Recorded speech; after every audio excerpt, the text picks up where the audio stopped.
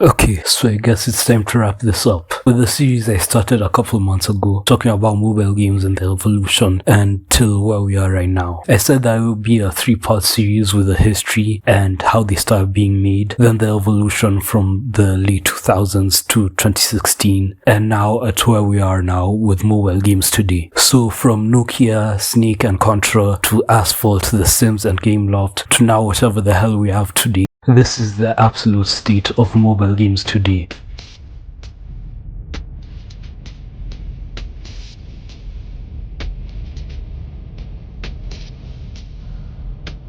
And with that being said, welcome back to the channel and another video. If you're new here, subscribe and share the video and watch my other videos on the mobile gaming series. It helps out the channel a lot. And obviously enjoy this video as well. So let's get into it. So we left off back in 2016, back in the days where Pokemon Go was really big and the decline of mobile games and the app stores were really starting to show their cracks. Now, for me, this is when I started seeing more and more mobile game developers become more greedy and chase money rather than make a game with passion.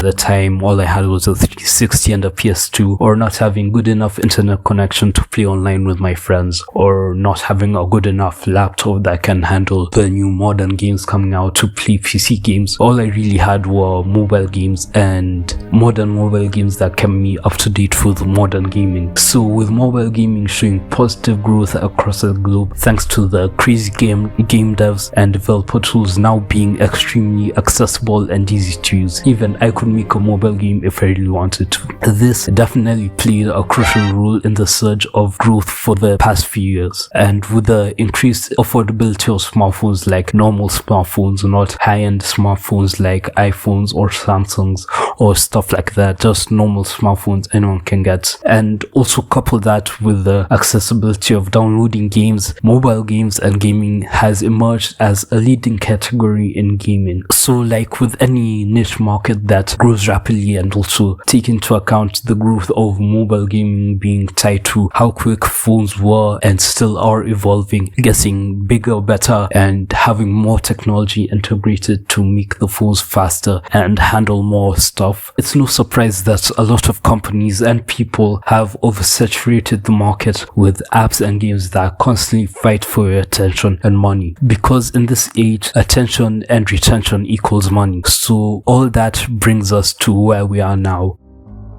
In an era where free-to-play games funded through in-app purchases, season passes, things locked behind paywalls, tutorials that take hours and steer you directly into loot boxes, the most annoying and unethical practices ever, where players can buy a virtual currency or items to enhance their gameplay experience, allegedly, where all this has become the norm and just draining the life out of what once was curious exploration and innovation in our pockets, to now having games like Candy Crush and Clash of Clans generating billions with a B of dollars in revenue. It's just off the terrible free-to-play mobile game business model. There have been attempts though to move forward, however, with trying to make VR and AR games for mobile as a way to innovate more and just push it past this place we're stuck in right now. But too much money is already being made doing what works and at a cheaper cost without trying to innovate something new to make something better. Cause why would I change what I'm doing if it's making me so much money already? I'll just keep doing the same thing over and over until I'm satisfied. But though we had games like Pokemon Go and Ingress Prime, which demonstrated some of the potential of AR and AR games, and games like Beat Saber and Job Simulator trying to push the limits of what's possible in mobile gaming. Even though those two VR games were ported, it was still just a good attempt to see these games being ported over to mobile as a way to see what can be done. And so as for the future of mobile gaming, which is hard to predict as the future tends to be,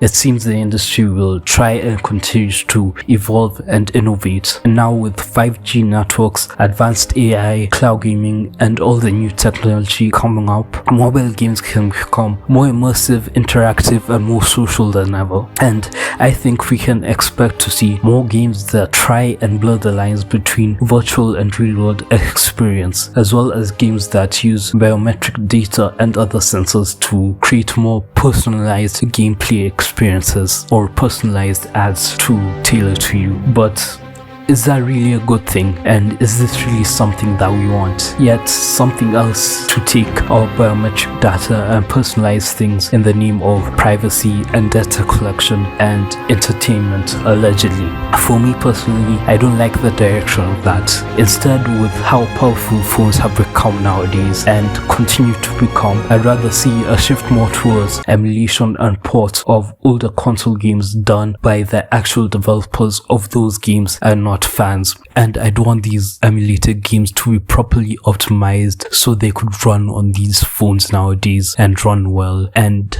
run how they were intended to be. And with such a massive catalog of old games from so many developers that have been forgotten and have gone missing, it would also be a great way to kind of revive these developers and these older games and just bring them to a newer audience and a broader audience and have older fans play these games again and newer fans discover them. But that's just me thinking. So anyway, that's going to be the end of the video and the end of this little mini series I started. I hope you enjoyed watching these videos and watching this video. Like, subscribe, and tell me what you think about these videos, and tell me what I should do next. And yeah, share the video too to anyone you think will enjoy this video and appreciate it. And I guess I'll see you next time. Bye.